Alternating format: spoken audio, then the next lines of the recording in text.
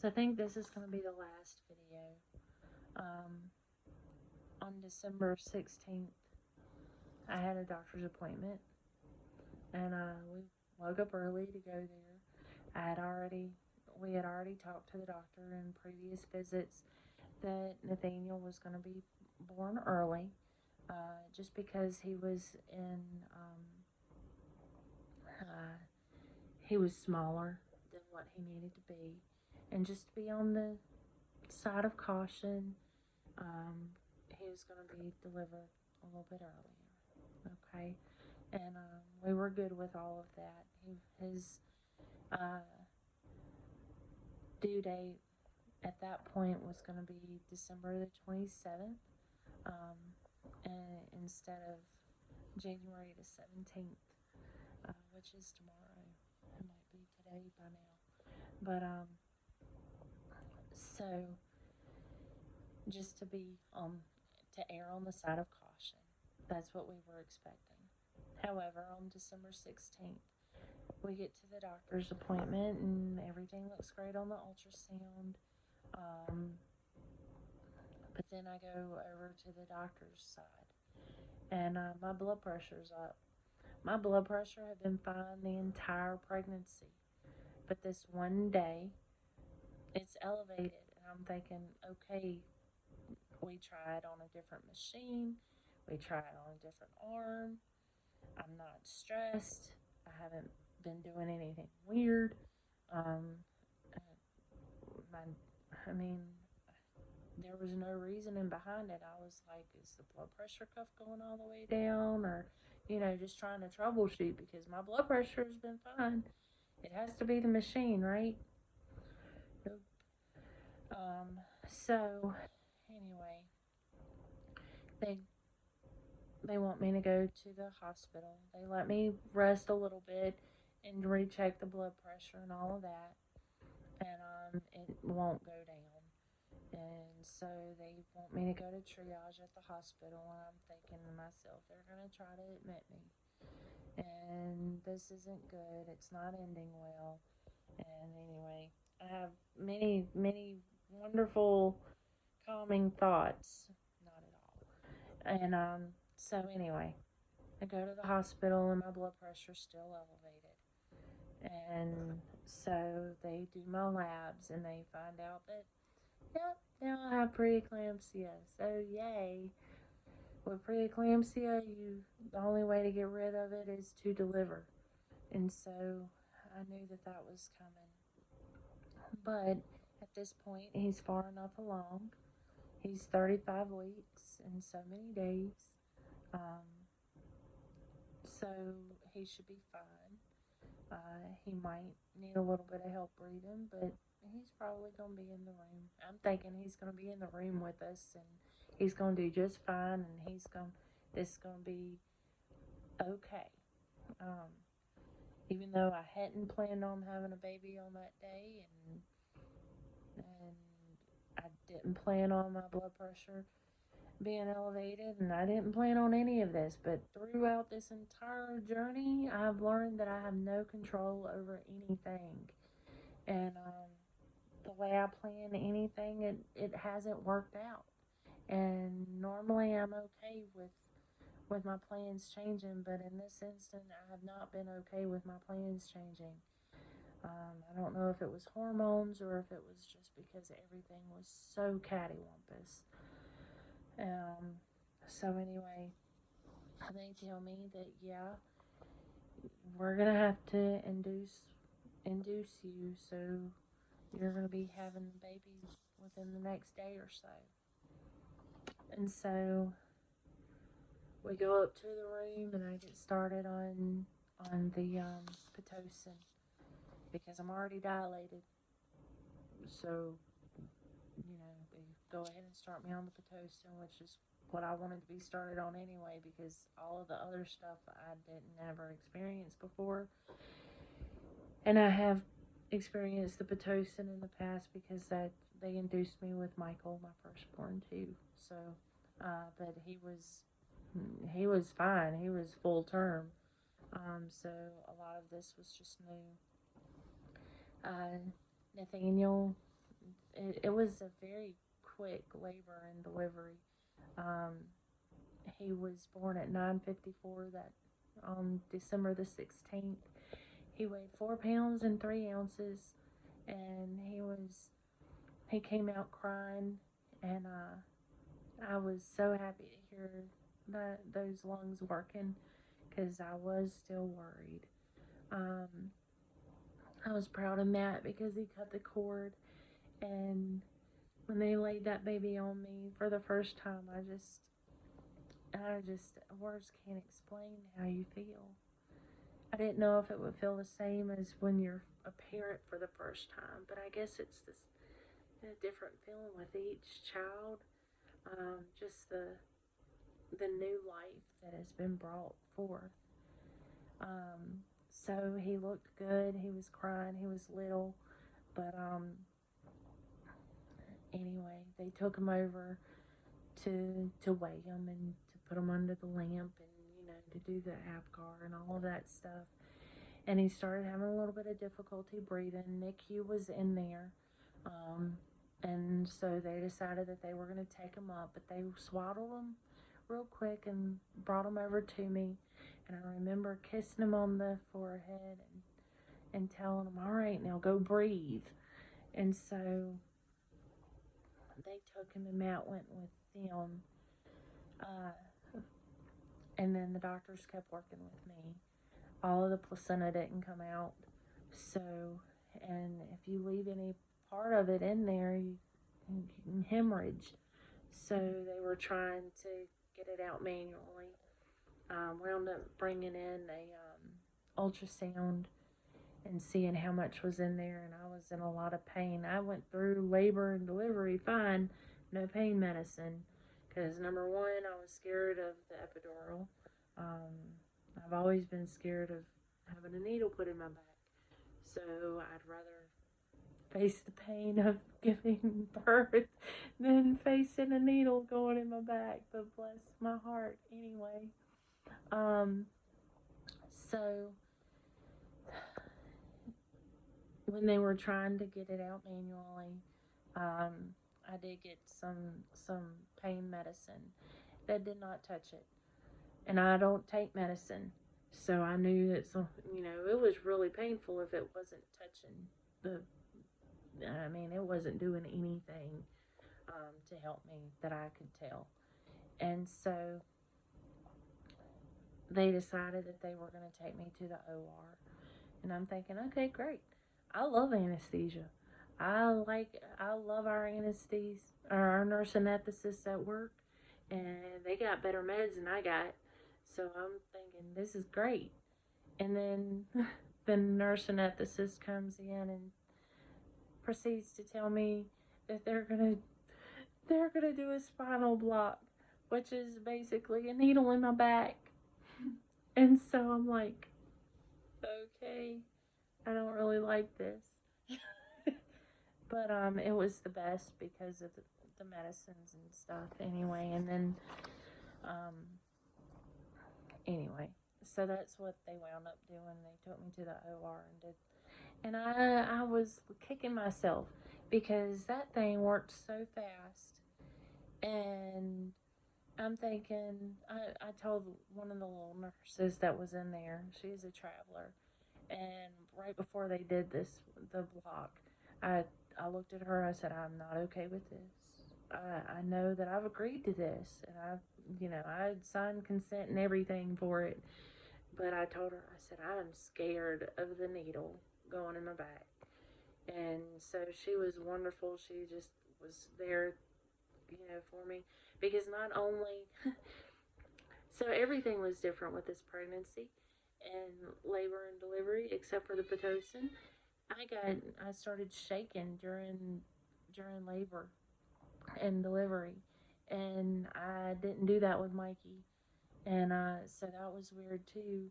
And I'm thinking, okay, once I deliver, maybe I'll stop shaking. Well, no, I didn't, and so I'm down there in the OR or over there in the OR, wherever it was, and this anesthesiologist is gonna put a needle in my back, and I can't stop shaking. And it's not from fear. At that time, it's uncontrollable shaking because apparently whatever made me shake during the labor was still making me shake, and I don't know what that is. Because I'm not an L&D nurse, nor do I want to be. And I don't want to be a NICU nurse either. Y'all are great. If any of y'all are watching this, L&D and labor and delivery, or NICU, y'all are wonderful. But I don't know. No, that is not what kind of nurse I want to be. Y'all are great. Anyway, so they do that, and I didn't even know that they had started the procedure. I knew they had done the time out and everything. I thought they were still waiting on the doctor to get started, and I'm talking to the anesthesiologist. And during the entire procedure, next thing I know, okay, we're done. And so anyway, they take me back upstairs, or no, they take me over to recovery because they have to keep me there for a little while. And Matt comes in a little while after that, and he's giving me an update on Nathaniel. So apparently, Nathaniel wasn't able to. He was doing good going down the hall to NICU. His oxygen was 100% at that time. They started trying to get him to eat because even though we wanted to breastfeed, um, he needed he needed some nutrition then to keep his sugars within normal limits. And so they were trying to get him to eat, and his oxygen starts dropping, and he's just not ready to. It's a process. You gotta not only get the be able to suck the formula in your mouth, you have to be able to swallow and breathe at the right times. And sometimes babies don't get that right away, especially the newborn or the preemies. And so they were working on that, and wound up having to put a tube in. I don't know if that happened that night or what, but I know that that night he did get CPAP put on because his oxygen saturation started dropping into the 70s and 80s, and he wasn't able to keep it up. And I'm sure that Matt left after that. He came down to check on me because the last thing he knew is I called him to tell him that they were taking me to the OR, and so he was worried about that and worried about me bleeding. And because of the horror stories that he's heard, and he wanted to come check on me, and he felt that they had Nathaniel under control at that time, and so I'm sure they went ahead and inserted the tube in his mouth so that he could get some nutrition at that time. And so he stayed with me, and he walked with me, or while they rolled me up to the room, he walked up to the room, and we were able to call the and get an update on Nathaniel, and he was doing good on the CPAP and all of that. And so the doctor, one of the doctors actually came and spoke to us and told us everything that was going on. So that was good, and I was able to sleep that night. I wanted my baby with me in the room, but he was being taken care of. He needed the oxygen, he needed the nutrition, and I was fine with that. And was expecting him, okay, you'll probably be with me the next night, right? No. Anyway, like I said, none of this went the way I had planned or wanted or anything, but the Lord was still faithful, and he took care of us. Um, so the next day, we didn't plan on being at the hospital that day or on the 16th. So on the 17th, Nathaniel was doing good, it seemed. So Matt went home to get my bag and to get stuff. And while he's gone, I find out that Nathaniel um, has one of his lungs had collapsed, and well, no, what is it called? He had a pneumothorax, and so they had to go in. So basically, they had to go in and put a tube in because air had gotten into the around his lung and it was preventing it from inflating the way it needed to. So they put the tube in to get rid of that, and so he was able to breathe better at that time. But while Matt was gone, that's when one of the NICU doctors, a different doctor, had come in and he said, "Well, look, we had to do this. I didn't get your consent because it was an emergency, and I already knew that. Uh, that's that's something you just got to go ahead and take care of." And so, not only did my baby boy, he was on CPAP at this time, and now he had a pneumothorax, and it was like, okay, so he's got a chest tube too, and they were able to show me the x-rays and see the difference and how much better it was now and all of this, and I mean, it made sense, but everything was going in a direction that I didn't want it to, and I couldn't even go see my baby because of the magnesium that I've been on. It messes with your strength, and I wasn't able to get up um, by myself yet, and I wanted to see my baby. I wanted to hold him. And now he's got a chest tube and I wouldn't be able to hold him. You know, I didn't know when I would be able to. So, anyway, I told Matt, I called and told him that baby's fine, but this is what happened, and so this is what they had to do. And so, anyway, I was still, I wanted to go see my baby. And I told one of the nurses she wanted to help me go see him too. And so she's like, "Well, when you can get up and get to the wheelchair, and then we can take you over there and let you see him." And so I was like, that. So that was my goal. I was just wanted, because at that time the magnesium had stopped, and I was doing better. You know, they had to keep me on it for so long. And so I was like, okay, I just need to get over this and get in the wheelchair so I can go see him. So I don't know how much time passed, but I was able to get into the wheelchair. But when I got into the wheelchair, I got extremely dizzy and just very, very lightheaded, and I just didn't feel right. And I told him the truth, and I later could have kicked myself for telling them the truth and telling them how I felt. But I thought it was for the best, and I needed to keep them in the nose because I'm a patient too, and they needed to take care of me too. And so, anyway, I was I wasn't able to go see him at that point. So,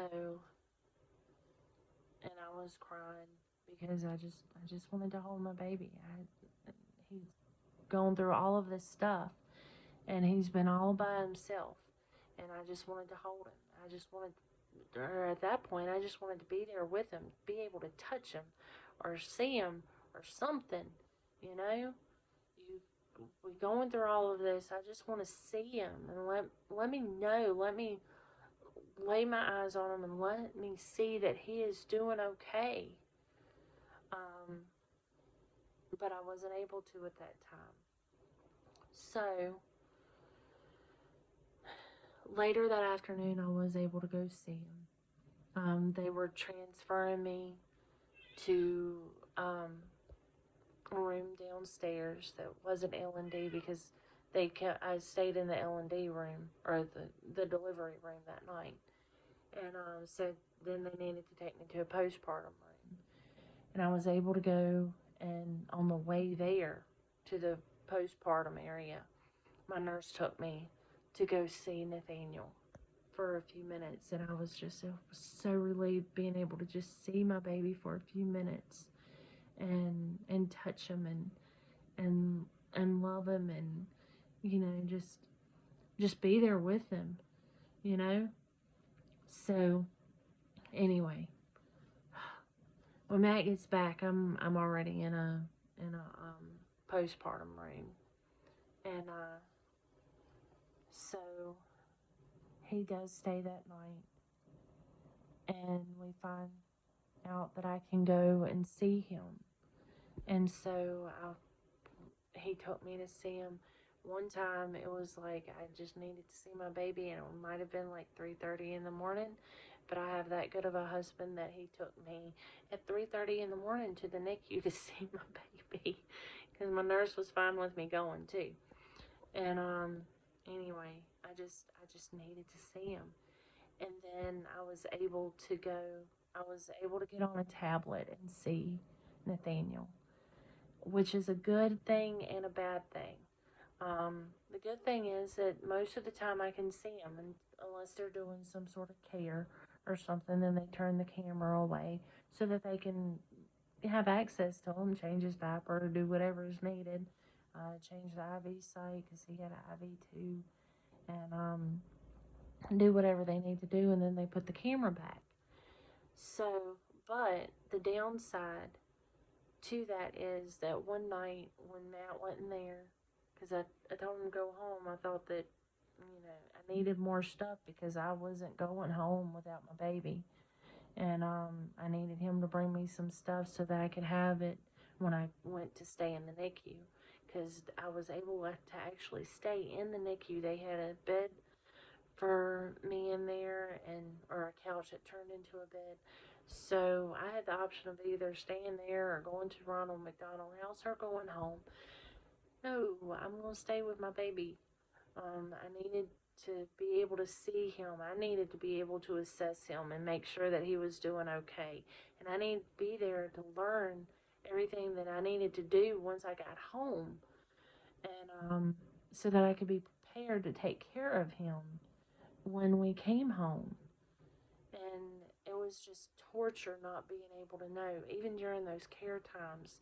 When I knew that they were caring for him, I was scared because I couldn't see him. And I didn't know what if something had gone wrong. My mind was just being a huge enemy to me. I was going thinking the worst things possible at times.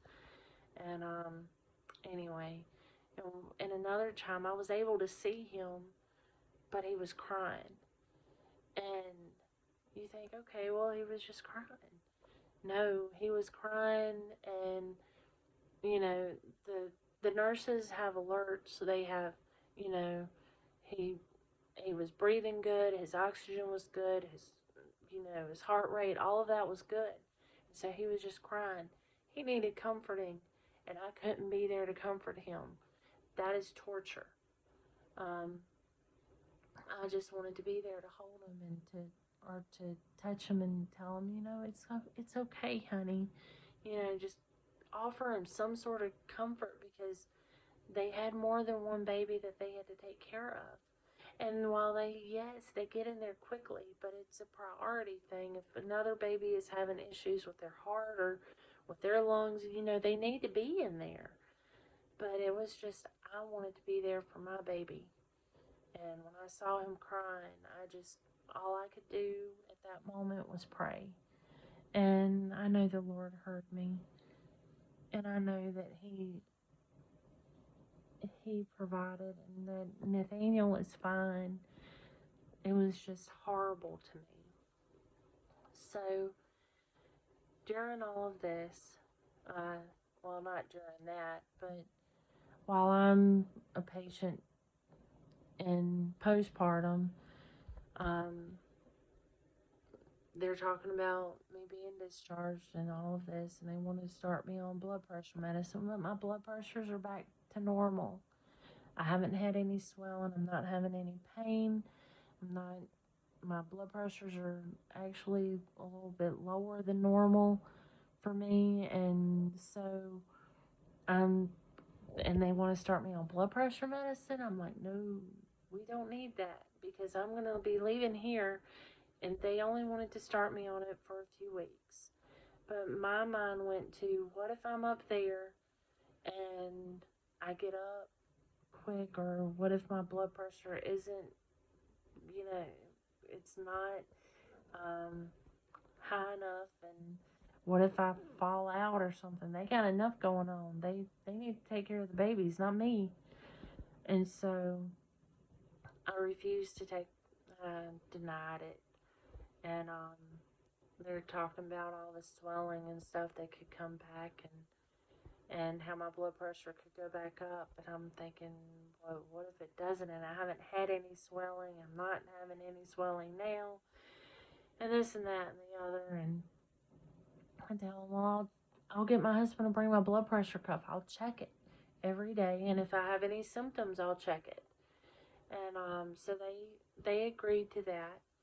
And so anyway, the the day I was supposed to go home, they wanted to keep me one extra day just to keep an eye on my blood pressures. And they said, well, on this day, it's normally when, you know, all the swelling and all the blood pressures get elevated and all of this. And so I agreed to be a patient one more night there, and then go up the next day, or be discharged so I can go to NICU the next day. Well, that night my legs started swelling, and that made my blood pressure go up because I was getting even more stressed out. And it wasn't like extremely high, it was just higher than my normal.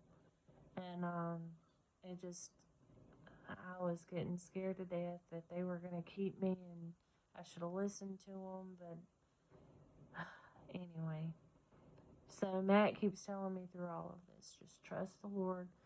Don't worry about anything. Instead, pray about everything. And this is my husband. He has been through this entire process.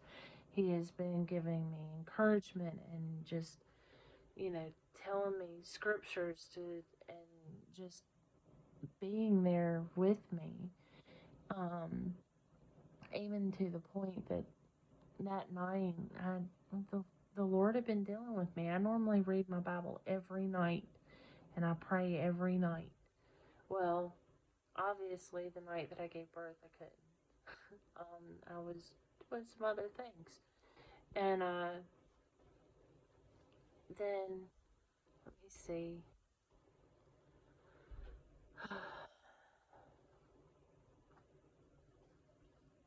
Anyway, I think it's the night of the 19th or the 18th. I couldn't I couldn't bring myself to read the Bible. And I couldn't, while I was there by myself, I could not bring myself to read the Bible. And I wanted to, but I couldn't, because the last time that I had read it, I read it out loud every night because I was reading it to Nathaniel, and he was away from me, and I couldn't do it. So I called Matt, and I'm crying, and I'm asking him, can I just read the Bible to you, because it feels weird. And I knew that I needed to hear the word, and I knew that it would be mending to me. And so he said, yeah, that's fine. And so I was able to read a couple of chapters in Psalms, and you know, they're not very long chapters. I didn't read the long ones, but it was. And after I hung up with him, I still was able to read more, and there was a lot of tears because I just wanted to be able to read my baby again.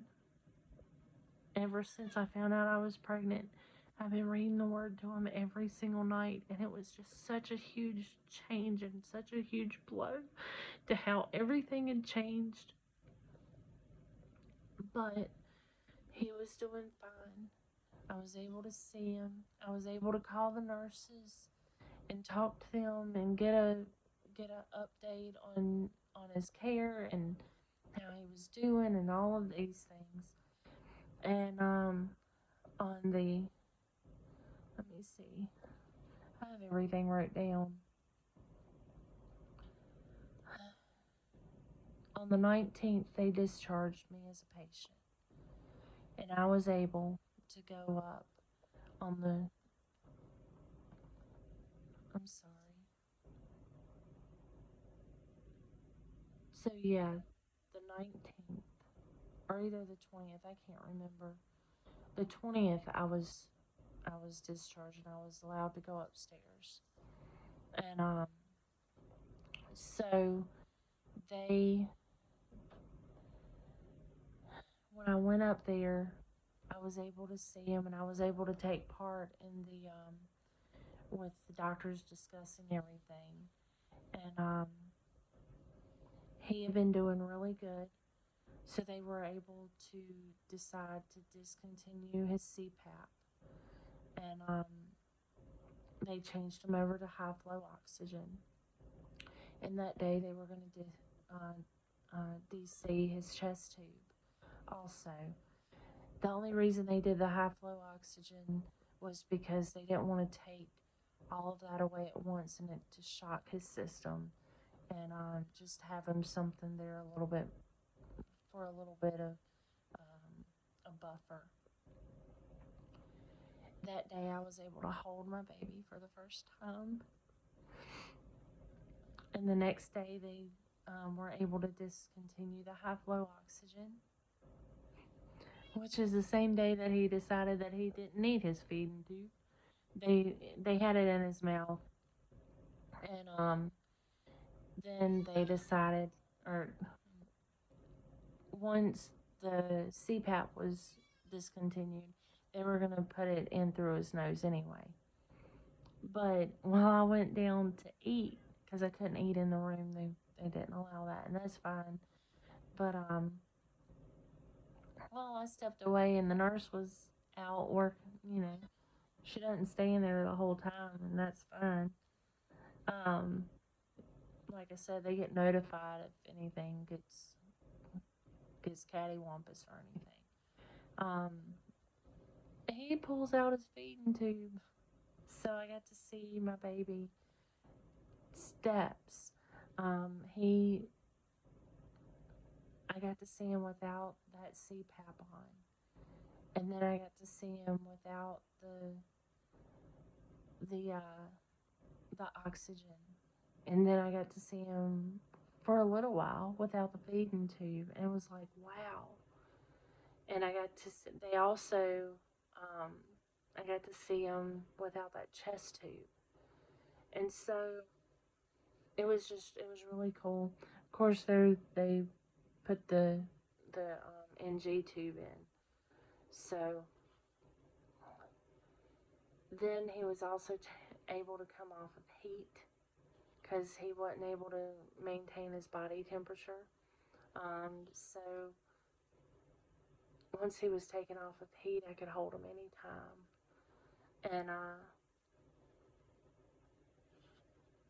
he was put back on heat on the 23rd of December. Um, and I felt like that was a step back, but it wasn't. They had increased his feedings. He was able to tolerate more, which increased his metabolism, which made him not be able to maintain his heat as well.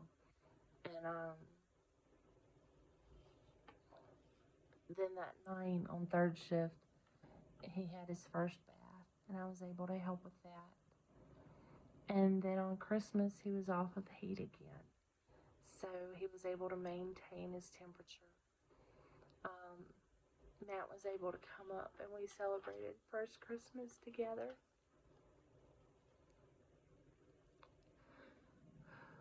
It was just us, but it's okay. I had that precious baby, and next year I'll have both of my babies with me, and my grandbaby, and my daughter-in-law. And but this Christmas we were still blessed because we had that precious baby with us, and he was safe, and he was making huge improvements. I mean, leaps and bounds just because of the Lord. Um, I told Matt that I was praying for the Lord to allow Nathaniel to go home the next Monday. Not the Monday after Christmas, but the following Monday. That would be January 2nd. It was 7 days from the day that I prayed that the first time. And I said, Lord, in 7 days, can you please let us go home? Because walking out, you can see all of these pictures. It's testimonies of people that have been in the NICU, and it says how long that they were in the NICU, which is great, until you see how long they're doing great now, but how long they were in there. And it's like, Lord, I need an end in sight. I've been in the hospital, it feels like, since October. And I just want our baby to be home with us. I want us to have a regular life again and everything get back to some sort of normal. And so I started praying. I said, but not my will, your will be done, Lord. Because his timing is perfect. And he has proven time and time again that his timing is perfect. And he is sovereign. I learned that the first time I was in the hospital. I heard a sermon by Tony Evans talking about the sovereignty of God. There is no luck when you're a child of God. It is he is sovereign. He is directing your footsteps. And while I didn't like the footsteps that we have been taking these past few months, I know that I am his. I know that I belong to the Lord, and I know that he has directed my footsteps. And even in those intricate details of even the day that I had gone to work, and just to see how the Lord had worked through all of that the day before, that specific nurse being the one that I talked to see who was on call, and her telling me what to do. And then the next day, with them not answering right away at the office, and being able to talk with that OB doctor, and them directing, telling me what to tell the office and everything. And then just seeing how even the day that Matt left, in November, the day before my birthday, when he had to leave, I felt so defeated, and I was so upset because I was there all alone. The Lord sent someone in there to distract me, to give me something to do. It was an arts and craft thing, but it was still something that kind of took my mind off of what was going on and helped me to just focus on something else for a moment. He kept his hand on us and helped me stay mentally intact when it didn't seem like I was going to be able to. And the way that he just kept his hand on Nathaniel, that on the 16th, when my blood pressure was elevated, I got to the hospital and they could see that I was already having contractions, which I did not feel yet again. And it's amazing. What if I had been an hour and a half away and I started having Nathaniel?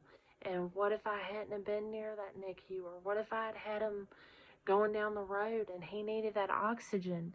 You know, all of these little details that the Lord had just taken care of.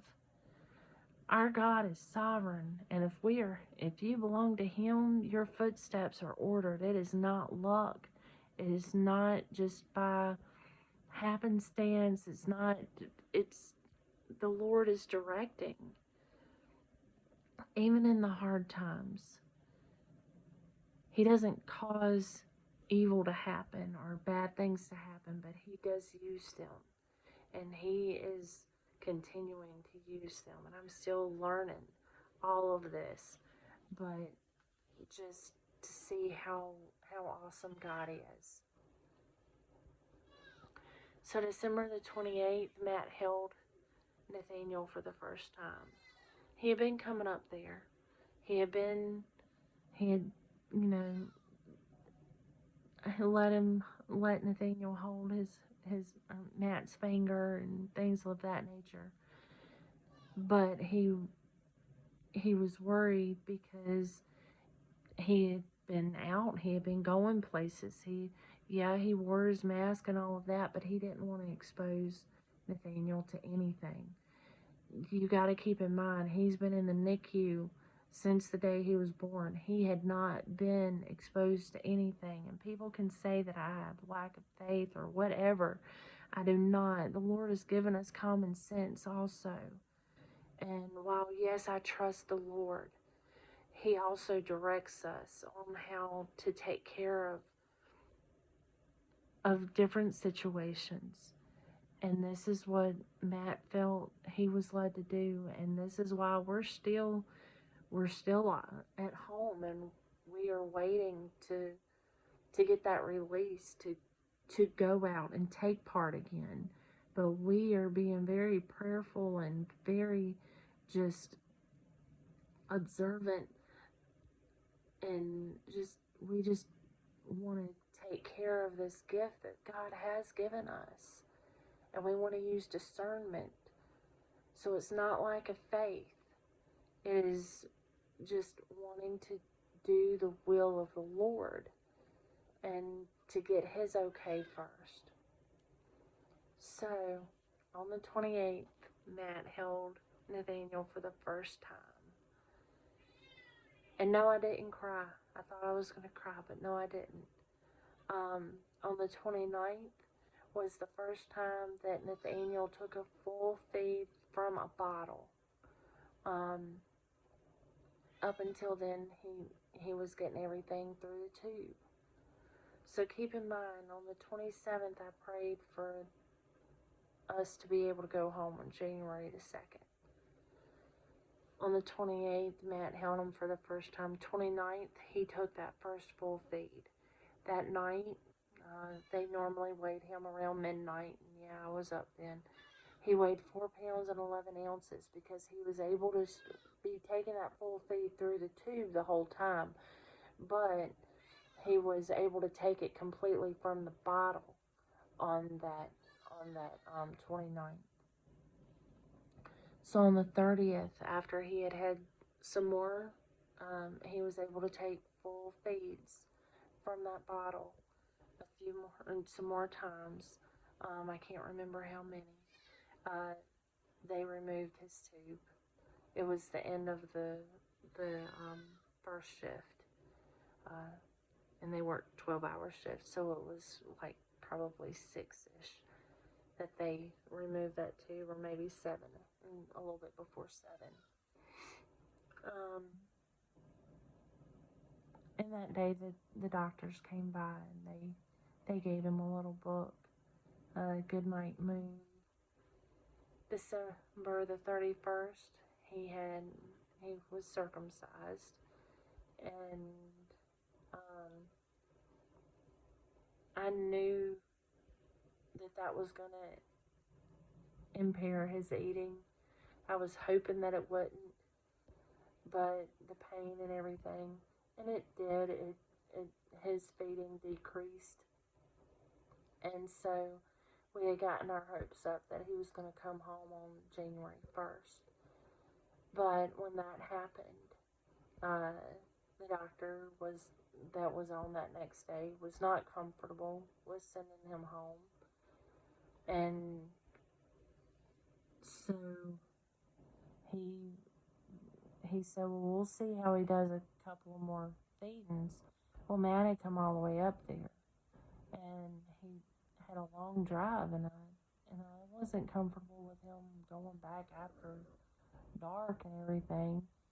And so I just told Matt, I was like, well, it's late, and they're not going to kick us out. So, and I really don't think that his feeding is going to increase that much in the next couple of hours because he was hurting. And so Matt came back home, and I told him that I'd call him the next day, but I would call him after I got the okay that Nathaniel was able to come home because he had already passed. They had to do a hour and a half car seat test just to make sure that he didn't have any uh, bradycardia or his heart slowed down and his oxygen stayed up while he was in the car seat and all of that. He had passed that fine. We had to watch all of these videos and do all of these how to take care of the baby and watch CPR videos and all of this just different stuff. And we had finished everything. And yeah, it felt horrible not being able to go home on the first. But while I was hoping that we would be able to go home, constantly in the back of my head, you didn't ask for the first. I told you he'd go home on the second. And so um, that's what happened on January 2nd. I got the okay from the doctor, and then I called Matt. And he came up there, and we, after many hours of waiting, um, we were able to come home and be with him